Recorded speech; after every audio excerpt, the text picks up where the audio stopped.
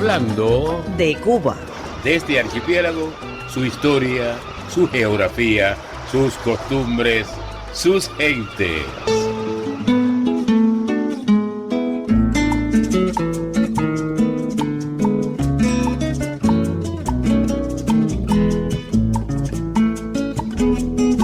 ...27 minutos... Hablando de Cuba.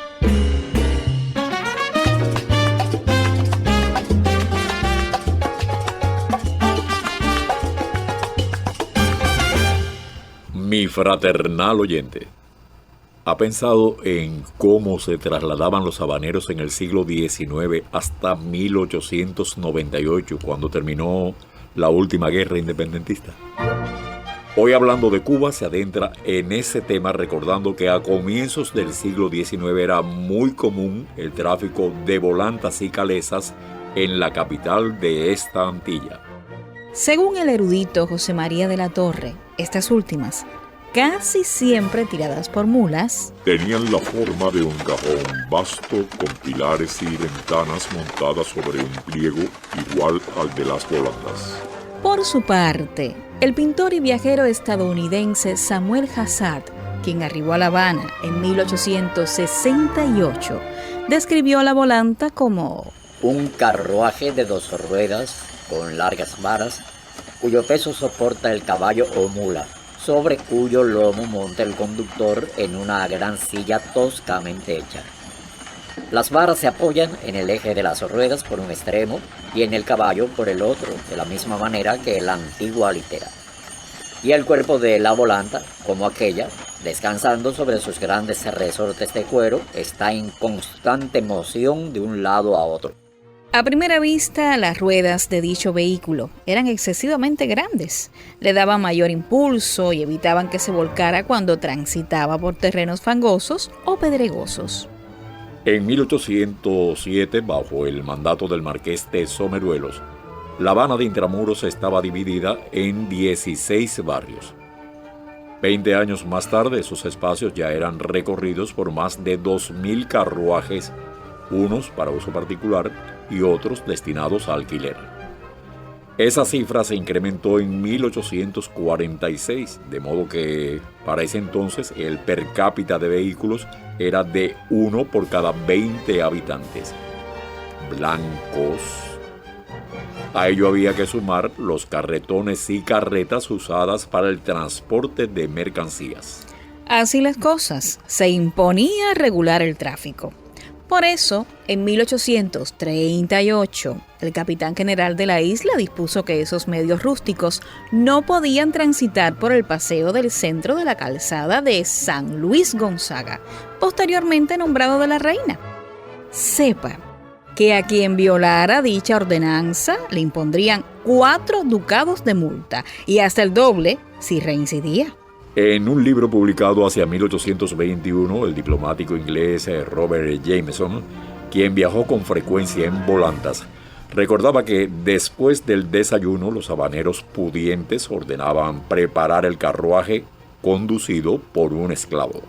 Este vestía una librea sencilla con grandes polainas de cuero y unas espuelas tan grandes que, al decir del autor, más bien servirían para espolear a un elefante que a un caballo. Desde 1820 en La Habana se hizo muy común el quitrín. Los primeros vehículos de este tipo fueron empleados por el capitán general y para las visitas de enfermos en la catedral. A propósito, decía el ya mencionado Samuel: la principal diferencia entre los dos vehículos es que la vieja volanta no baja su fuelle, que es fijo, en tanto que la volanta o quitrina actual permite que el fuelle se levante o baje a voluntad, una mejora muy cómoda. Al principio, los quitrines eran importados de Inglaterra y los Estados Unidos de América, pero luego, con el aumento de la demanda, su fabricación se introdujo en La Habana.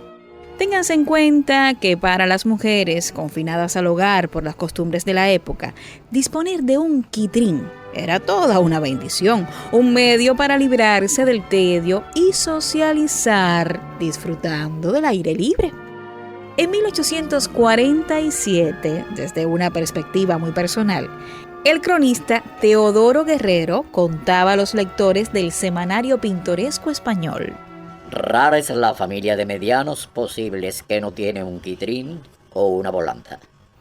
Sin este mueble ninguna señora sale de día, pues se tacha sobremanera.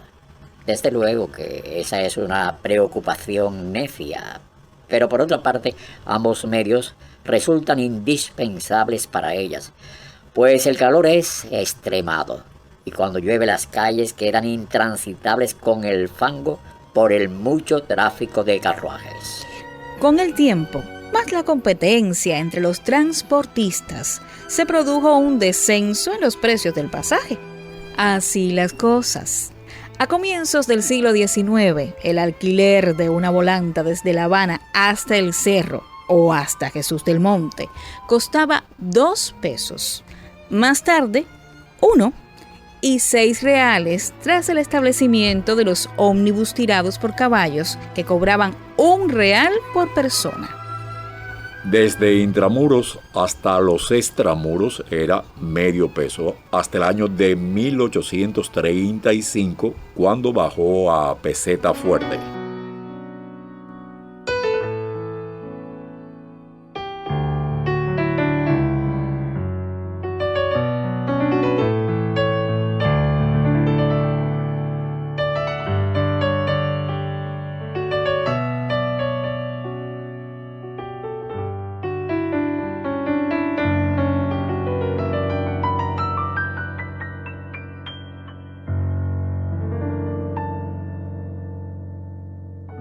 Por Radio Taíno, hablando de Cuba, recorre La Habana en volantas y quitrines.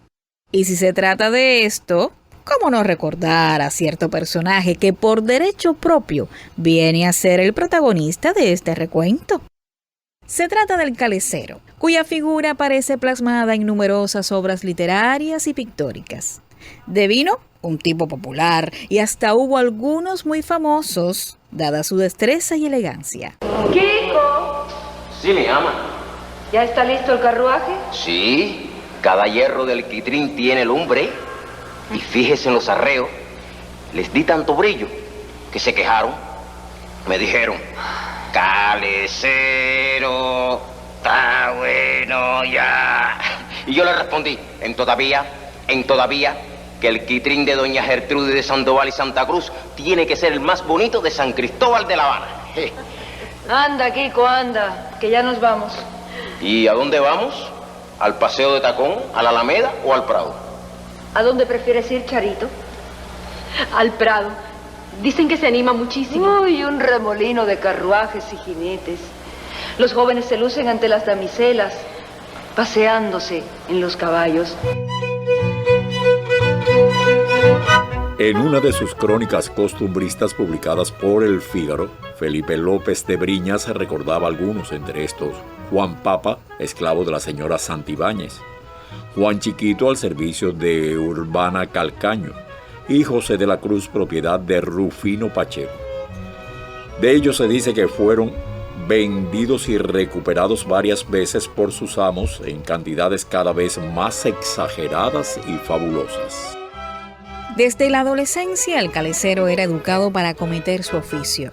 A propósito de sus deberes, en su libro titulado El Quitrín, Costumbres Cubanas, Escenas de Otros Tiempos, editado en 1880, Ildefonso Estrada Cenea cuenta que el calecero, además de saber montar en silla y en pelo y de guiar el carruaje sin tropezar ni aún en el más enredado laberinto de quitrines, coches, carretas y carretones, que era el espectáculo diario de las calles de La Habana, tenía también que saber forrar el eje y dar cebo a las ruedas, limpiar los arreos, así en su parte de cuero como de plata, lavar el quitrín y dar lustre al fuelle. Debía asimismo realizar otros actos indispensables, tales como recoger el tapacete, tuzar los caballos, trenzarles la cola. Para acometer dichas tareas necesitaba esponja, cebo, grasa y gamuza para el quitrín, humo de pez, naranjas agrias y escobillas para limpiar los arreos, cascarilla o blanco de España para la plata, también precisaba de una tiña pequeña y un gato para levantar las ruedas del vehículo. María de las Mercedes Santa Cruz y Montalvo, la célebre condesa de Merlín, en una crónica editada por el periódico parisino Monitor cuando corría 1840, ofreció más detalles. Lo primero que se veía de estos carruajes era un negro y dos grandes ruedas que sostenían una especie de cabriolé de caja muy baja. El negro iba magníficamente vestido y montado en una mula. Llevaba unas botas perfectamente charoladas, que solo le llegaban hasta la clavija y le dejaban ver la caña de la pierna negra y lustrosa. Añadía la condesa que un zapato perfectamente charolado y adornado con un lazo completaba este singular calzado compuesto en dos partes. Su pantalón de lienzo blanco y los escudos de armas bordados en los galones de su casaca hacían resaltar más y más el ébano de su tez y los diferentes matices negros de su calzado y de su sombrero galoneado. en 1868, cuando comenzaron las guerras de independencia, ya hacía tiempo que el reinado de las volantas había terminado, lo que no impidió que aún algunas fueran usadas por ciertos empresarios citadinos, así como por hacendados que preferían pasearse en esos medios de transportación. Vaya usted a saber si por pura nostalgia. Para ese entonces, en La Habana, predominaban los coches del modelo Victoria, con capacidad para 2 pasajeros.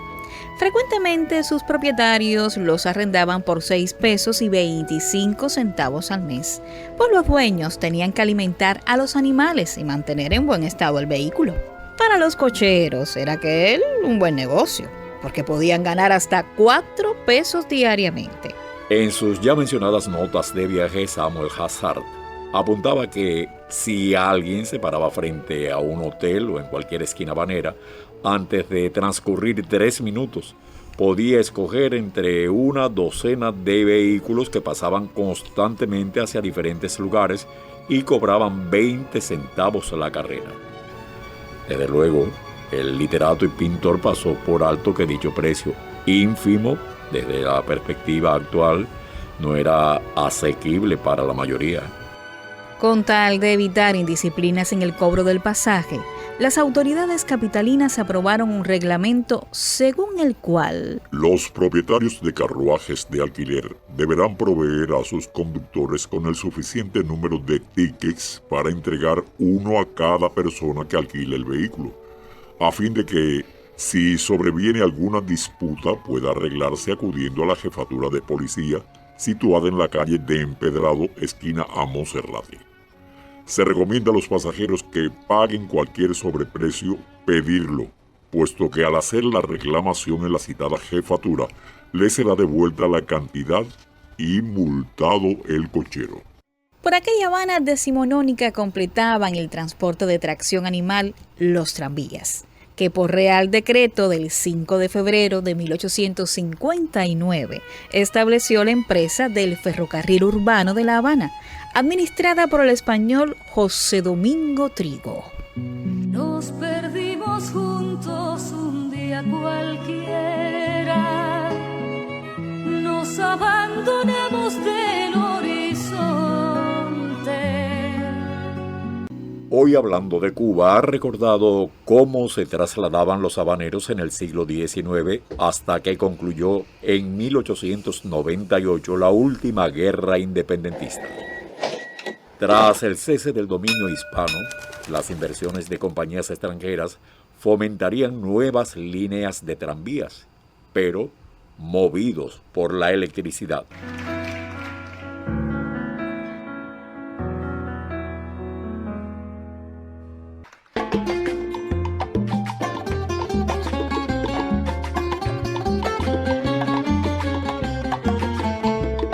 Nuestro equipo de trabajo.